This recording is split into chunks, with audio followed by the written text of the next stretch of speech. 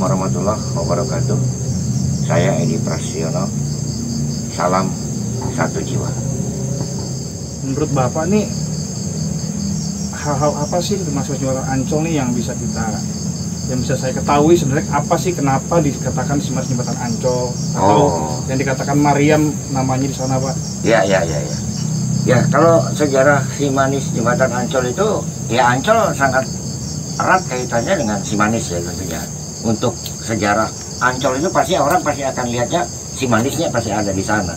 Nah, namun dari sejarah yang ada, yang kelihatannya sekarang ini sering diceritakan bahwa Simanis ini adalah pengganggu ya, pengganggu setiap ada kecelakaan. Padahal kalau kita lihat dari pengalaman, ini pengalaman saya sih sebetulnya, pengalaman saya yang memang saya alami pada tahun itu adalah tahun 1996. Ya, saat itu saya bekerja di angkutan bus kota yang melayani trayek dari mulai Tanjung Priok ke Senen. Lintasnya itu 60, lintas 60. Jadi trayeknya Priok Senen. Nah, dari Senen ke Priok. Nah, itu pernah saya alami. Dan saat itu nyemplung ke kali itu.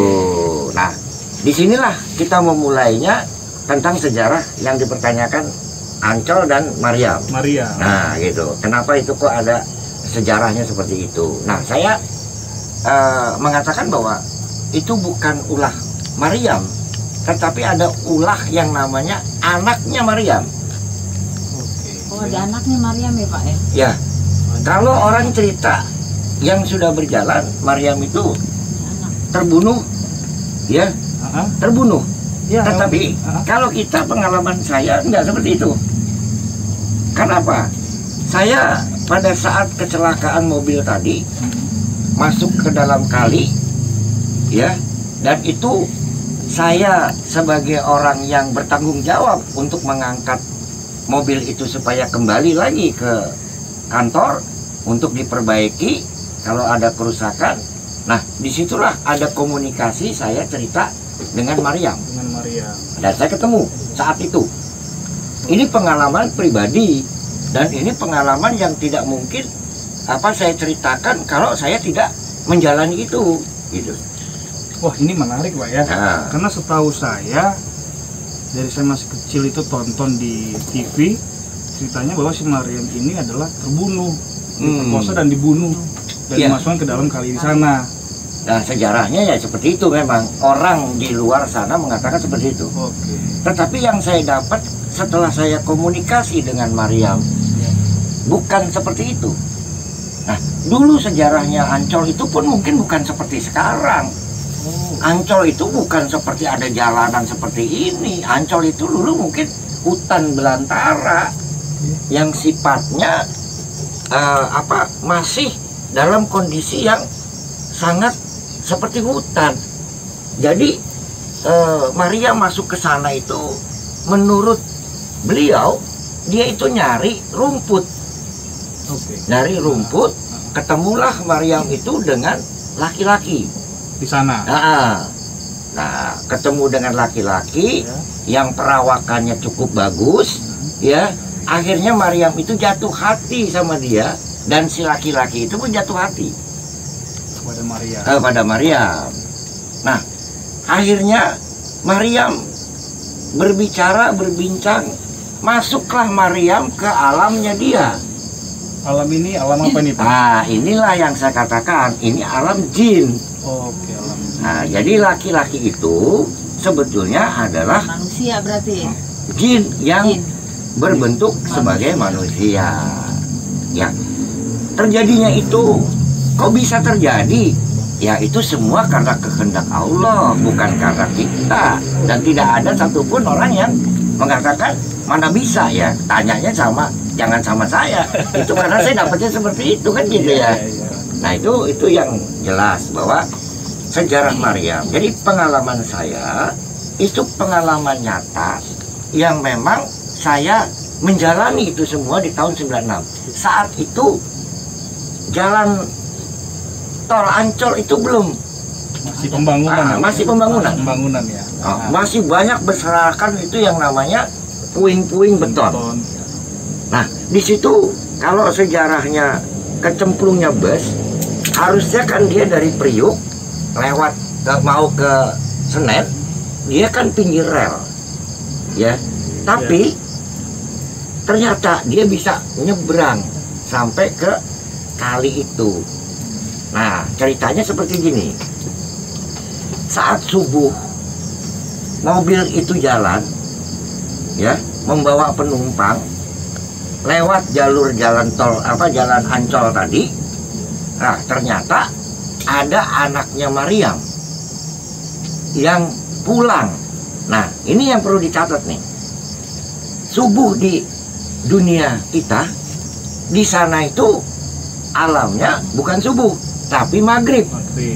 Makanya bertentang nih. Kita berangkat subuh, anaknya Mariam nih pulang. Nah, akhirnya saya bertanya sama Mariam, kenapa mobil saya itu bisa nyemplung ke sana? Bahwa mobil bapak nabrak anaknya dia. Iya. Nah, sebagai orang bodoh, saya kan bertanya, mana anaknya kecelakaan nggak? Ya, anak saya ini dari bangsa jin, jadi nggak mungkin cilaka. Kan gitu? Iya. Nah, mobil bapak lah yang kebawa, akhirnya masuk ke tempat itu, kali itu. Nah, akhirnya masuk, nyemplung, karena situasinya itu pagi, nggak bisa diangkat. Nah, malam lah baru bisa kita angkat. Ini kejadian di tahun 96 itu. Nah, di depan, kalau nggak salah seberangnya itu highlight. Ya, highlight, ada highlight kan di sana. Nah, itu saya di sana. Nah, akhirnya diangkat pakai kren. Ya, ternyata kren itu tidak kuat. Tidak kuat ngangkut bus itu, Pak? Iya, putus. Selingnya itu putus. Akhirnya saya punya inisiatif. Dan menurut orang-orang sana, Pak, ini kejadian mungkin di luar dari akal sehat kita. Jadi ada sesuatu kekuatan alam di sini. Yang tadinya saya tidak berpikir bahwa itu adalah Mariam, karena saya memang awam saat itu. Tapi karena kejadiannya, akhirnya saya assalamualaikum lah. Dan dengan izin Allah tentunya ya, tahu-taunya muncullah Mariam ini. Saat saya assalamualaikum sana, muncullah Mariam. Yang orangnya itu sangat-sangat luar biasa. Cantik gitu ya. Cantik ya. Tapi kalau orang Betawi mungkin ya, karena ini orang Betawi dulu kan, itu namanya denok lah. Ya, kalau dia bilang cantik orang sekarang ya. Tapi kalau orang bilang dulu tuh denok. Putih memang, bersih, pakai dengan kebaya, pakaian-pakaian ya ala-ala Betawi lah, ya kan gitu. Gitu. Nah, dia ceritalah sama saya, Pak, silahkan mobil ini diangkut, gitu kan? Nah, tapi mohon izin juga sama suami saya. Nah, saya bilang, saya mau izin sama suami kamu. Mana suami kamu? Tahu-taunya muncullah itu kaki. Nah, jembatan layang itu kan tinggi, jembatan Ancol ini kan jalan tol ini kan tinggi dibangun. Itu di betisnya. Berarti semua itu tinggi besar ya, Pak? Oh ya, mungkin jenis jin itu ya. Jadi jenis jin yang cuma kelihatan itu betisnya aja. Saya ngelihat lagi ke atas karena malam juga udah nggak kelihatan. Nah, kita bisa bayangkan tingginya itu seperti itu, ya kan? Tapi ya ini tadi saya bilang, karena kesaktian, karena itu juga izin Allah, maka dia bisa menjelma menjadi suaminya Mariam dengan berupa seperti bentuk manusia apa adanya, seperti kayak kita gini. Makanya dia bisa beranak pinak. Nah, akhirnya disitulah saya tanya sama Mariam, yang menurut orang-orang cerita bahwa Mariam ini mati dibunuh. Dia menolak itu. Menolak. Kenapa dia bilang menolak? Kalau orang yang sudah meninggal, ya, Kalau orang yang sudah meninggal itu tidak akan mungkin pernah memiliki anak.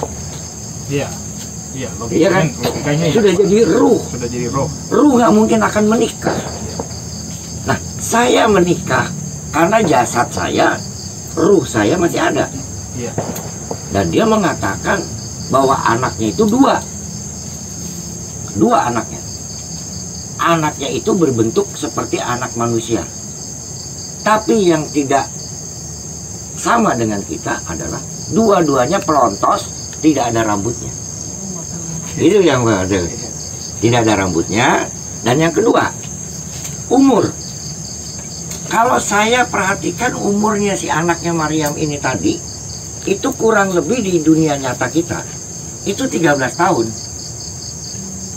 13 tahun. Tapi Maryam bilang itu umurnya kurang lebih 90 sampai dengan hampir 100. Saat ini. Iya, saat ketemu saya itu. Gitu. Tapi di dunia manusia sama di dunia mereka Berbeda. perbedaan Pak ya. Iya, perbedaan apa namanya? Usia. Karena mungkin itu tadi faktor ya. Ada satu faktor yang harus kita lihat di sini. Kita subuh, di sana maghrib.